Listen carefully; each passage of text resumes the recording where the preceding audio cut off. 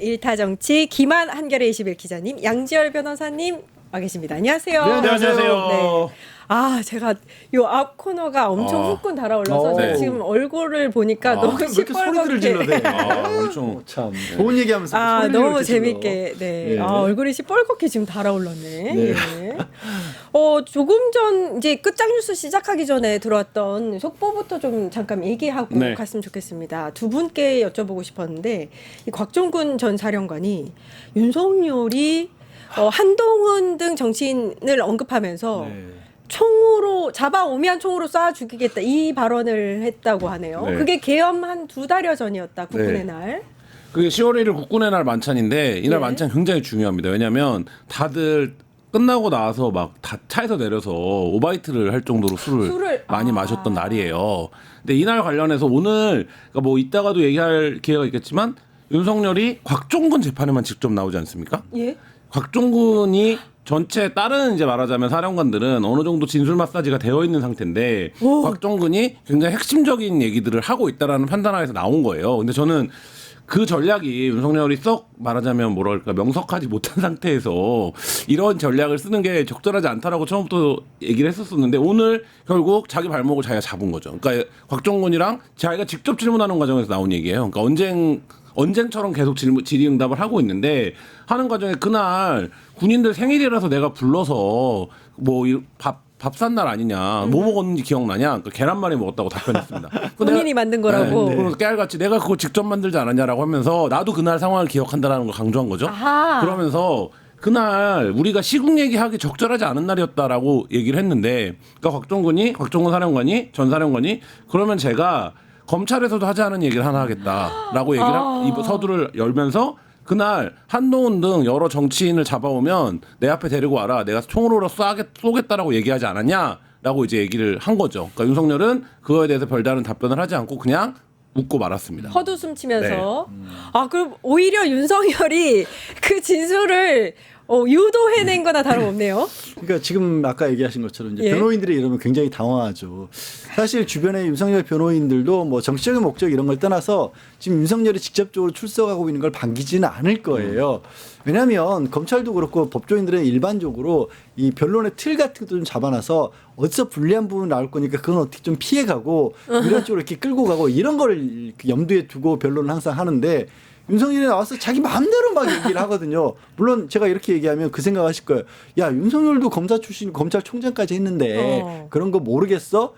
이게 알고는 있겠죠. 어떻게 해야 된다는 거. 근데 윤석열은 지금도 얘기하는 걸 보면 여전히 이 재판이 무죄로 돌아갈 수 있다는 생각을 하는 것 같아요. 그렇군요. 그래서 예. 이런 식으로 하는군요. 그리고 거기서 가장 중요한 게 곽종근에 대해서 곽종근은 국회에 가서 사람들을 강제로 끌어내라라는 진술을 했었고 그 개헌과 관련해서도 계속해서 불리한 얘기를 하고 있으니까 곽종근 입만 틀어막으면 윤석열이 주장하는 게 그거잖아요. 개헌이 아니라 개몽이었다. 그리고 국회 질서 유지를 위해서 군인들을 보냈다. 지난번 곽종근 사령관 왔을 때도 내가 거기에 국회의 의사당이 얼마나 큰데 실제로 제대로 뭐 진짜 개헌을 하려면 사람 많이 보내지 않았겠느냐 이런 주장을 강력하게 펴고 있는 건데 그 얘기를 하는 과정에서 이제 곽종근 전 사령관이 열받은 거죠. 열받은 거죠. 그러니까 곽종근 사령관 전 사령관도 저는 그렇게 생각을 합니다. 김 기자님이 얘기하신 것처럼 참아. 그래도 상사였는데 군 통수권자였는데 이 저 구속돼서 재판까지 받고 있는데 굳이 이런 말 할 필요 있을까? 라고 해서 검찰에서 안 했던 얘기인데 얼마나 충격적인 얘기예요. 대통령이 그 총으로 쏘겠다라는 얘기를 장성들 앞에서 했다라는 거. 그래서 말을 안 하고 아꼈던 건데 자꾸 몰아세우니까 아씨 그 당신이 나한테 지금 총까지 쏴라 그랬잖아. 얘기한 거예요. 그리고 윤석열이 그럼 왜 그냥 웃은 것도 아니고 흔히 뭐 세상에서 속으로 쓰는 말이 썩소를 날렸다라는 거 아니에요. 저는 100% 지가 무슨 얘기했는지 기억 안 난다라고 봅니다. 술 많이 먹었을 거거든요. 그렇군요. 예, 그때 당시 상황에 대해서 그 전에도 있었고 그 관련해서 뭐 방첩사령관이나 이런 사람들 보좌관들이 한 얘기가 있어요. 우리 장군님도 술 좀 드시는데 대통령하고 만나고 오면 맥을 못 써가지고 차에서 내려서 구토라고 그랬다. 그럼 장군들만 그렇게 먹였겠어요? 같이 먹는 스타일이잖아요. 그렇죠. 그러니까 술게임에 막 이런저런 얘기 막 한 거예요. 이렇겠죠. 그러니까 예를 들면 곽종근 전 사령관이 초반에, 그러니까 예를 들면 술이 많이 돌기 전에 했던 얘기들 위주로 진술을 했겠죠. 그러니까 그 이미 그렇게만 진술을 해도 지금 곽종근의 진술에서 가장 중요한 건 뭐냐면 의원들을 빼오라라는 지시가 있었다라는 그렇죠. 거예요. 그리고 이 곽종근의 이 증언은 곽종근 참모들의 증언으로 이미 사실로 굳어졌습니다. 지금 윤석열이 나오는 이유는 그 증언 한 줄이 전체 계엄에 말하자면 윤석열의 혐의에서 굉장히 중요한 부분이에요. 그거를 이제 말하자면 깨기 위해서 근데 그 증언 자체를 못 깨요. 그렇기 때문에 지금 뭐를 하고 있는 거냐면 곽종근은 진술이 오락가락해요. 곽종근은 일관되게 얘기를 하지 않고 있어요. 곽종근의 얘기를 믿을 수 있어요? 이렇게 깨기 위해서 나오는 거거든요. 그래서 그거를 문답하는 과정에서 나온 얘기인데 오늘 그 곽종근이 한 얘기는 그래요? 그러시면 내가 그날 있었던 마지막 얘기도 해드릴게. 이런 태도로 얘기를 한 거예요. 그러면 윤석열의 얘기가 처음에는 여소 야대라 야대 요소라 너무 힘들다. 한동훈은 왜 말을 안 듣냐. 정치인만 되면 뭐 무슨 병에 걸려갖고 이렇게 다 자기 정치만 하려고 한다. 이렇게 하다가 우리도 뭐 여러 술자리들을 인생 살면서 경험하지만 술이 돌기 시작하면서 감정이 고조되기 시작하면 어떻게 됩니까? 한동안 그걸 데려와야 된다. 한동안 그걸 데려오면 내가 총으로라도 쏴서 이걸 정리를 하겠다는 거야. 와. 이렇게 이제 얘기를 했다라는 얘기를 오늘 한 거죠. 일단 조금 전 들어온 속보에 따르면 윤석열 측 변호인단이 법정 증언 이후에 이건 사실이 아니다 전면 부인하긴 했습니다. 그 사실이 아니다라고 부인한 입장문에 보면 제가 방금 얘기한 그 얘기예요. 곽종근이 이 얘기를 검찰에서 안 하는데 재판에서 왜 하냐. 오히려 그거를 뒤집어서 이것 봐라. 곽종근의 진술은 오락가락하고 있다. 예. 이 얘기를 지금 유일하게 지금 전략이 곽종근의 핵심적인 의원들을 밖으로 빼내라는 지시가 있었다라는 진술을 못 깨기 때문에 지금 이제 그 전략을 쓰고 있는 거죠. 근데 이게 만약에 사실이라면 아무리 술에 떡이 되더라도 그렇죠? 우리 일반적인 그 상식으로는 내가 아무리 미워하는 사람을 총각과 잡아오면 내가 쏴 죽이겠어 이런 말을 사실 일반적으로 하진 않거든요. 그거를 뒷받침하는 윤석열의 세계관이 예전부터 그런 얘기를 했었다라는 말도 있지만 비상대권이라는 말이에요. 그러니까 예를 들면 내가 대통령이기 때문에 어떤 수단을 쓰더라도 비상대권 하에서는 다 용인이 된다라는 논리적 구조 안에 서 있어요. 그렇기 때문에 뭐 예를 들면 뭐 다른 예지만 예를 들면 안철수 의원이 선거 시절에 이제 같이 도왔는데 안철수를 하려고 하니까 그거를 안 된다고 자르다가 바로 뭐라고 얘기했다는 겁니다. 아닙니까? 내가 대통령이야. 내 맘대로 하는 거야. 이 얘기가 정치인들에게도 그렇게 구가를 했는데 군인들을 만나면 군인들 문법대로 얘기를 해줬겠죠. 그러니까 이 논리가 있어요, 윤석열이. 예. 그러니까 그리고 이제 당시에 한동훈과의 갈등이 그거에 달았을 때, 그러니까 뭐 주변에서 윤석열과 통화를 했다거나 하면서 뭐 방송에서 이런 비슷한 취지의 얘기도 있었습니다만 한동훈에 관한 얘기를 할 때면 그 앞에 반드시 이제 욕이 따라 붙고 시작을 했다라는 거 아니에요. 그럴 정도로 감정이 좋지 않았다라는 거고. 일반적으로 우리가 사인들끼리도 얘기를 할 때 누군가의 제3자 영화에서 얘기를 할 때 뭐 이거 가만두지 않겠다 이딴 식으로 얘기를 하긴 하지만 총까지 꺼내겠다는 얘기는 안 하죠. 근데 아까 이제 국군의 날 행사였고 다 장성들이었고 그리고 본인은 어찌 보면 그게 얼마만큼이나 심각하고 위중한 상황이라는 것에 대해서 전혀 인식이 없어요. 그러니까 이 사람이 받고 있는 게 지금은 내란 특검과 관련된 부분이지만 또 다른 33부에서 받고 있는 건 체포 방해였었고 체포 방해 때도 수차례 걸쳐서 니들 총 뒀다 뭐 할래? 그 총 한번 쏘면 이걸로 끝난다. 이런 얘기를 했다라는 거 아니에요, 윤석열이. 그러니까 오히려 역설적으로 뭐 두 가지인 거죠. 군대도 안 갔다 왔기 때문에 그게 얼마나 무서운 일인가에 관한 인식도 아예 없는 일이기도 하고 본인에 대해서 그보다 더 가능성이 놓은 건 본인은 뭘 해도 상관없다라는 그러니까 법 위에 있는 사람인 거고 나이들 뭐 이자들은 뭐 내가 시키는 거 내지는 뭐 법의 질서에 따라서 한다고 하지만 나는 그런 거 위에 있는 사람이야라는 게 이런 인식에서 드러나는 거죠. 무서운 인물이었군요. 한심한 인물이죠. 한심한 인물. 한심한 인물이다. 예. 그리고 또 이제 속보로 들어왔던 소식 중에서 내란 특검이 추경호에 대해서 구속영장을 청구했습니다. 뭐 청구할 거라는 예상 뭐 분석들이 많았는데 결국엔 내란 중요 임무종사 혐의로 적용을 했습니다. 추경호와 이 계엄이 있기 전에 사흘인가를 앞두고 만찬을 같이 했었다라는 것 그리고 또 그 전에 또 대통령실에 들어서 독대로 한 것도 있다라는 부분이었던 거고요. 그래서 이제 계엄이 있었던 것으로 미리 사전에 알고 있었고 그날 그 계엄이 선포되니까 이후에 다들 알고 있다시피 국민의힘 의원들이 우왕좌왕하게 만들었던 장본인이 아니냐라는 게 이제 검찰의 어떻게 보면 특검이 보고 있는 입장으로 보이고 그게 단순하게 그 추경호 한 사람에게만 나타났던 게 아니라 이후에 당시 국민의힘 의원들이 정말로 어떻게 움직였는지 그리고 그 국민의힘 의원들이 이제 조사에 저도 응해주지 않고 있기 때문에 그 상황에서 예를 들어서 국회 안에서 그리고 원내 바깥에 당사 근처에서 국회의원들을 반드시 보좌해야 하는 보좌관들의 동선 같은 것도 다 특검이 파악을 한 상태이거든요. 예, 그걸 통해서 이제 오히려 그날의 국민의힘 의원들이 어떻게 움직였는지를 특검은 조사를 했다라고 하고 그걸 근거로 해서 이거는 단순하게 계엄을 저도 사실은 약간 놀라긴 했어요. 내란 주요 임무 중사 힘의를 적용했다는 건 단순하게 알고 나서 나중에 그게 원활하게 이루어지도록 도움을 줬다 수준이 아니라 사전에 계획에 의해서 이게 누가 생각해도 다수당이 민주당이 야당이 다수당이기 때문에 이거를 계엄을 선포를 하더라도 이 국회에서 회지 요구를 하면 회의할 수밖에 없다라고 했는데 두 가지 걸리는 거죠. 그럼에도 불구하고 강행했던 이유가 뭘까? 그리고 왜 포고령 1호는 정치활동 금지를 넣었을까?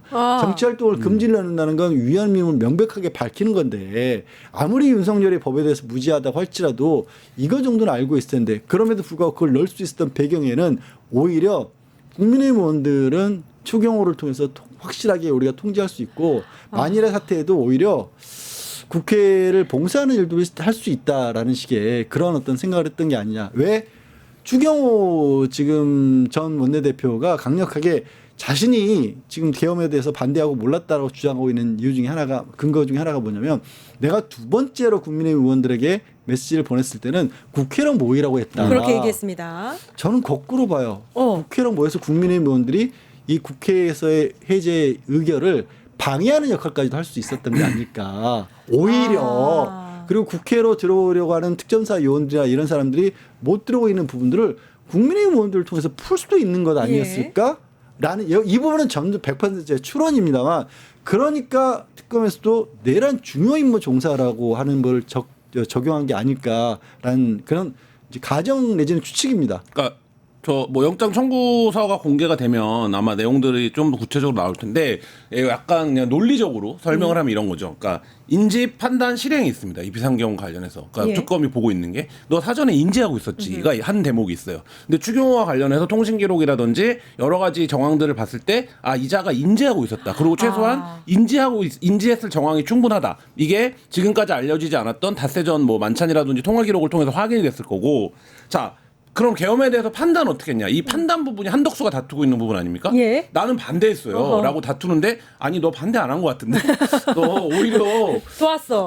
너 주요 임무 종사자 하는 것 같은데 이게 도왔어. 지금 재판부의 판단이에요. 예. 근데 추경호도 그러면 이 계엄에 대해서 어떤 판단을 가졌느냐가 있어요. 요거는 아직 좀 덜 알려진 부분입니다. 다 근데 지금 얘기하신 부분 실행 부분이 있어요. 실행에서 말씀하신 대로 이 계엄의 전체 과정에서의 성사에서 국회 계엄 해제 의결권 굉장히 중요합니다. 그러면 이 계엄 해제 의결권이 저는 당일의 혼선에서 추경호의 역할이 역설적으로 더 빛났다라고 보는데 군이 못 들어가는 상황에서 추경호의 혼선은 굉장히 큰 거거든요. 왜냐하면 시간을 벌잖아요. 그러니까 예를 들면 우원식 의장이 어쨌든 절차적 성료가 이루어질 때까지 기다리잖아요. 그 과정에서 추경호가 계속적으로 시간 요구를 하잖아요. 근데 이 시간 요구를 하는 게 추경호 입장에서 보면 나는 다른 이유였다라고 설명할 수 있지만 그날 12월 3일에 재구성에서 놓고 보면 그 추경호가 번 시간에 군이 여차저차 뭐 우연적인 이유와 군의 소극적인 대응과 병사들의 소극적인 대응과 이런 걸로 늦어졌던 접수가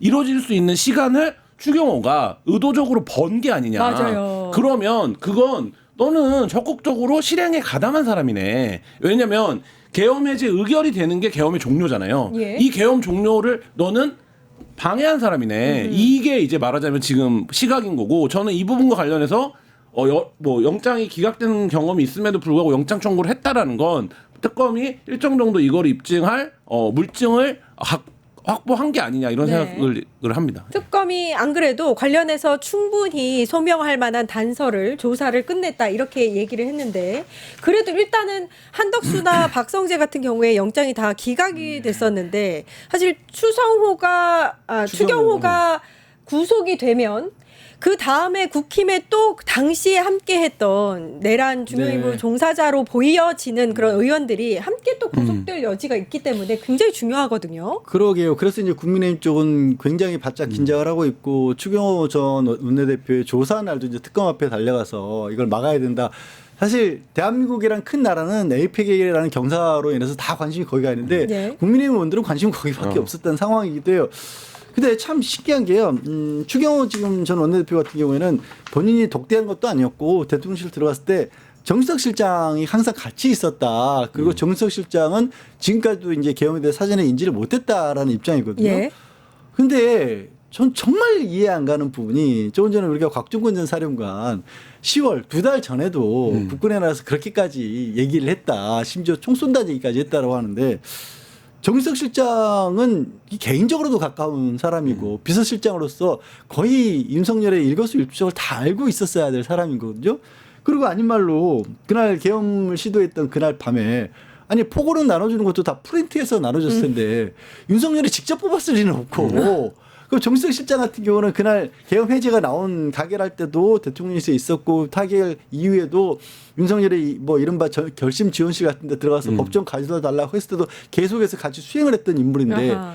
그런 인물이 전에 그 계엄을 시도하기 전에 아무것도 몰랐다? 아, 그 말이 됩니까 그게? 그러니까 지금 사실 저는 이게 만약에 추경호에 대해서 지금 검찰이 특검이 어떤 소명 자료를 가지고 있는지 모르지만 그 주변의 정황으로 봐서 추경호가 모르고 있을 리 없다라는 뭔가 증거들이 나온다고 한다면 지금 말씀하신 것처럼 국민의힘 다른 의원들 아하. 내지는 지금 하나 완전히 비어있는 공란 중의 하나인 대통령실에 대해서도 이런 부분이 또 확대될 여지가 있어요. 저는 대통령실에서 아무것도 몰랐다는 게 정말 이해가 안 갑니다. 그럼 이게 굉장히 중요할 것 같은데 네. 어떻게 이 전망에 대해서 물어보실 거였지만 저는 대답은 못 하겠습니다. 그렇죠. 그래서 왜냐하면 우리가 또 잠깐 얘기를 했지만 박성재를 영장을 기각했다는 건 그렇죠. 정말 법리적으로도 모든 면에서 아무것도 설명할 수 없는 거거든요. 박성재 새로운 얘기가 나온 거 보면 신용개정 교정본부장 같은 경우가 계엄 포고령이 이 공식적으로 발표되기 전에 알고 있었던 걸로 보는 게 계엄 포고령이 발표되고 딱 2분 만에 실제로 서울구치소에 연락해가지고 시위에서 사람들 많이 잡혀오면 어디다가 가둬야 될지 파악해봐라는데 단 2분 만에 당황하지 않고 그래 계엄 포고령이 떨어졌으니까 계엄 포고령이 나온 대로 난 준비를 해야지 이게 가능해요? 아니죠. 그러니까 이전에 박성재로부터 뭔가 언지를 아니, 받았을 것 같고 핵심적으로 그 비상계엄 선포시 조치사항 문건이 있어요. 그 문건에 뭐가 있냐면 그 국정원 직원의 계엄합동 사령부 파견 내용이 있어요. 이거 어디서 발견된 겁니까? 대통령실 PC에서 나왔어요. 예, 예. 국가정보원이 대통령실에 보고한 거예요. 아하. 이렇게 하겠다. 그러면 예를 들어서 그게 공식적인 보고가 아니었다고 칩시다. 불법적인 행위니까 은밀하게 했다고 칩시다. 뭐 그래서 국정원이 우리 몰라요라고 할 수 있어요. 그럼 수사를 통해 밝혀내야겠죠. 근데 그게 대통령실 PC에 있었다면 비서실장이 모르는 건 말이 됩니까? 말이 안 되죠. 그리고 그 PC를 다 파기하라는 지시를 누가 내린 겁니까? 정진석이 내린 건데 그럼 정진석 비서실장은 왜 국가 기록물이 될 대통령실의 자료들을 다 파기하라고 지시했던 겁니까? 저는 이거 하나만으로도 이미 피의자 전환이 됐어야 된다라고 봐요. 근데 아직까지 보면 경찰 수사에 응하지 않았고 지금 참고인 신분이거든요. 근데 이런 과정 놓고 보면 지금 말씀하신 거 예를 들면 군 장성 최소한 3스타 이상들을 5-6명 모아서 관저에서 식사를 해요. 그날 대통령 비서실에서 그게 아마 제일 중요한 일정이겠죠. 네. 그렇죠. 그러면 최소한 비서실장이 뭔가 그 자리에서 야 어떤 얘기들을 해야 되는 거야. 이런 말하자면 의제조율 세팅이나 이런 거가 들어가는 건 너무 당연한 비서조직의 역할 아닙니까? 그걸 대통령이 직접 할 리가 없잖아요. 그렇죠. 예. 그리고 최소한 대통령이랑 그렇게 군장성들이 만나면 이 군장성들한테 사전에 프린트된 거라도 줍니다. 요새 대통령님이 국방 관련해서 이런 부분들에 대해 관심이 있으십니다. 이런 거가 추진 중입니다. 이런 얘기 하시면 됩니다. 최소한 이거는 줘요. 이렇게 줘야 되는 거예요. 그럼 그 역할 너무 하도 술자리가 많아서 우리 그거 못했어요. 뭐 이랬을 수 있지만 네. 어쨌든 기본적으로 그렇고 그날 네. 12.3 비상계엄 선포하는 국무회에 정진석 있었습니까? 없었습니까? 정진석 있었어요. 있었어요. 네, 안보실장이랑 비서실장 있었어요. 아까 말씀하셨지만 비상계엄이 국회에서 해제 의결되고 나서 벙커에 들어갈 때 정진석 있었습니까? 없었습니까? 있었죠. 근데 지금 정진석에 대해서 거의 건드리지 그러네, 못했다. 진짜. 이런 상황입니다. 아니 오늘이 11월 3일이에요. 계엄 1주년이 1주년이라고 하기도 그렇지만 일주기가 1년 이제 한 달 남은 거예요. 그리고 또 한 가지. 대통령 비서실은 대통령이 술자리를 하거나 뭐를 하면 항상 무슨 얘기를 했는지를 파악합니다. 의무죠. 예. 그럼 다 알고 있었네. 이거를 몰라. 몰라서 그 모든 일들을 자기 혼자 다 꿍꿍 닫고 아, 너무 주변에 더디다. 비서실이 진짜 그렇게 그런 눈이 걸로 많고 따지면. 친한 비서실장이 있지만 니네들은 몰라야 돼. 직접적으로 나만 알아야 돼. 예. 윤석열이 그럴 상상이 안 가죠, 잘. 아, 그 빨리 좀 추경호도 일단 구속영장이 발부가 됐으면 하는. 네, 지금 두 분 말씀을 들으니까 너무 확연하게 좀 진짜 아직도 그리고 추경호 멀었다라는 관련해서 생각이 또 한 드네요. 가지 지금 김건희 특검에서 하다가 지금 진도가 어디까지 나갔는지 확인이 안 되는 것 중에 양평고속도로가 있습니다. 예. 양평고속도로에서 마지막 지금 최후에 언론에 알려진 제일 큰 진술이 뭐냐면 인수위에서 이 오더가 내려왔다는 거였어요. 그때 경제 1분과입니다. 인수위. 예. 경제 예. 1분과 간사 누굽니까? 추경호입니다. 분과장 아, 소름 돋았어. 분과장 누굽니까? 최상목입니다. 그러면 기획재정부 전현 장관이 만났던 거죠. 네. 그러면 국토부에서 니네 이거 왜 했어? 특검에서 해서 서기관까지 조사를 했는데 서기관이 구속됐죠? 아, 이거 사실은 인수위에서 오더가 직접 내려와서 우리가 안 할 수가 없었습니다. 이런 취지로 진술을 한 예, 거예요. 예. 그 인수위 시절이 가장 세죠, 정부가. 그러면 인수위는 그걸 담당하는 건 경제 1분과인데 경제 1분과에 그 둘밖에 없어요. 나머지는 외부에서 들어간 교수들이거나 예. 경제 관료들이 그냥 들어온 겁니다. 그러면 핵심적인 의사결정을 최상목 추경호가 했을 거예요. 근데 아직 특검에서 최상목 추경호 부르지도 못했다. 아, 제일 나쁜 놈들이 지금 밖에서 그냥 활보를 하고 다니는 거네. 아, 너무 화가 나네, 이거.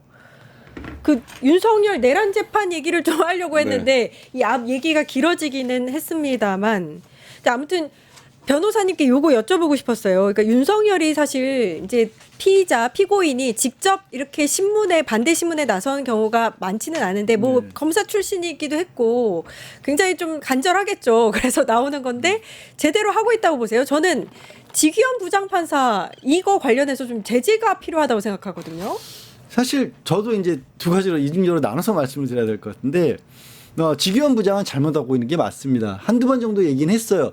피고인에게도 물론 피고인도 반대신문에 이제 허락을 받아서 이렇게 값게 찬양할 수도 있는데 지금 윤석열 같은 경우는 변호인들의 말을 중간 툭툭툭 끌어가면서 막 들어오고 있다라는 거예요. 예. 그런데도 불구하고 지기현 부장이 처음에 한두 번 정도는 얘기를 했고 나중에 기회를 드리겠다라고 했지만 이후에는 그냥 방기하다시피 하고 있거든요. 그런 걸 보면 지기현 부장판사의 진행에 대해서는 또 한 번 이 부분은 잘못됐다고 네. 말할 수밖에 없는데 근데 잘못된다고 말해야 되는데 윤석열이 하는 걸 보니까 내버려 두는 게 맞기도 할 것 같아요. 오히려 예. 네. 아까도 말씀드렸다시피 윤석열은 지금 대단한 착각에 빠져 있는 겁니다. 윤석열이 신문하는 걸 자세히 한번 좀 예. 우리 시청자분들도 기분이 나쁘지만 윤석열이 곽종원 전 사령관을 다그치는 이런 걸 잘 보시면요. 짜증나더라고요. 그 듣고 있으면. 그냥 짜증만 내신 게 아니라 그게 바로 검사 윤석열이 수사하는 방법인 겁니다. 그 검사 윤석열이 수사하는 방법이기도 하고 지금의 대한민국 검사들도 그런 수사 방식을 많이 따라요. 무슨 말이냐? 자기가 봤을 때 이러저러한 일들이 있을 거라고 딱 틀을 짜놓고 거기에 맞는 생각들을 계속 밀어붙이는 겁니다. 너 그랬잖아라고 해서 그 사실을 실제 사실과 상관없이 자기가 검사가 짜놓은 틀 안에 억지로 갖다 맞추는 거예요. 그러니까 윤석열이 그렇게 물어보잖아요. 내가 군인이라고 한다라면 계엄이라는 게 떨어졌는데 그럼 몇 명이라 필요할 것이고 여기에 작전이 뭐가 필요할 것이고 그 위에 김영현 전 장관에게 물어봤어야 하는 거 아니냐. 어허. 이 말만 놓고 보면 군을 잘 모르는 판사 입장에서는 그럴 수도 있겠다라는 생각이 드는데 거꾸로 그 곽종원 사령관 같은 경우 그렇게 얘기를 하죠. 아니 군대를 동원한다고 하니까 나는 굉장히 당황했었고 상황 파악하기 위해서 어수선한 상황이었는데 그 짧은 시간에 일단 가라고 하니까 국회에 무슨 일이 벌어졌나? 특전사 의원들도 그랬다는 거 아니에요. 국회에 누가 간첩이라도 들어와서 점거를 했냐. 오히려 군인적 사고방식 이게 맞는 거예요. 근데 윤석열은 목소리를 높여서 자꾸 그걸 하는 거죠. 다른 차이가 뭐냐.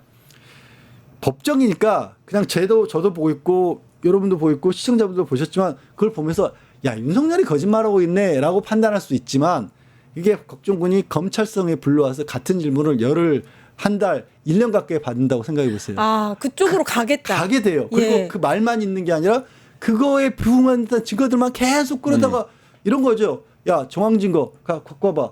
국회 평수 몇 평이야. 뭐 몇 평이야. 건물에 몇 명이나 있어. 뭐 1000명 있다고 치죠. 1000명 있어. 근데 군인이 300명만 갔어? 300명에서 어떻게 제압을 할 거야. 이런 식으로 갖다가 자기 틀에다 억지로 끌어넣는 겁니다. 그래서 윤석열이 지금 그 검사 시절에 하던 식으로 자기는 이렇게 하면 막을 수 있다고 생각하고 법정에서 시도를 하는 겁니다. 그래서 내버려두면 더 망가지는 거예요, 오히려. 아, 그리고 그렇군요. 그래서 저는 계속 뭐 딴 얘기지만 재판의 중심은 반드시 법정이라고 한다는 게 그렇게 검찰이 짜놓은 틀에 사람을 오랫동안 가두는 상태에서 예. 다 짜맞춰진 상태에서 나오면 그다음에 판단이 안 되는 거예요. 저는. 예, 곽종근 전 사령관이 흔들리지 않고 아무튼 증언을 하고 있어서 다행이라는 생각이 들고 유튜브 구독하고 실시간 채팅과 댓글을 남기시면 매일매일 실천 TTCO를 드립니다. 참여 방법은 통통물 어플을 다운로드하고 회원가입과 로그인을 해주세요. 마이페이지에서 나의 회원 고유 번호를 복사해주세요. 유튜브 구독 후 실시간 채팅이나 댓글창에 고유 번호를 한 번만 입력하면 준비 끝! 지금 유튜브 채팅과 댓글 쓰기 참여하고 실천 TTCO 받아가세요.